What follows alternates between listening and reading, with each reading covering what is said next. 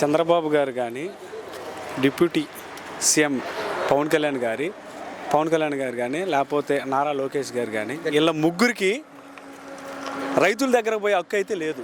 ఎందుకనంటే రైతులు ఈ రోజున ఏ విధంగా ఉందంటే రైతుల పరిస్థితి, కూడు పెట్టోని వదిలిపెట్టి పాడనెక్కించోడిని అనవసరంగా గద్దెనెక్కించామని చెప్పేసి బాధపడతా ఉన్నారు.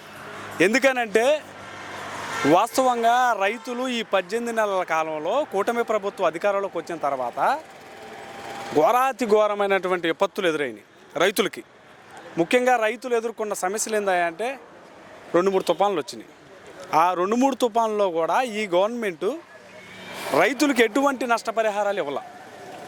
గత వైఎస్ఆర్ కాంగ్రెస్ పార్టీ అధికారంలో ఉన్నప్పుడు మాజీ ముఖ్యమంత్రి శ్రీ వైఎస్ జగన్మోహన్ రెడ్డి గారు ప్రత్యేకంగా రైతులకి వాళ్ళకి ఆర్థిక సహాయంగా 13,500 రూపాయలు రైతుకి ప్లస్ కౌలు రైతుకి ప్రత్యేకంగా ఇచ్చారు. రైతుకి ఏదన్నా పంట నష్టం జరిగితే ప్రత్యేకంగా దానికి కొంత నిధులు ఏర్పాటు చేసి ఆ రైతులకి పంట నష్టపరిహారాలు డబ్బులు ఇప్పించిండు.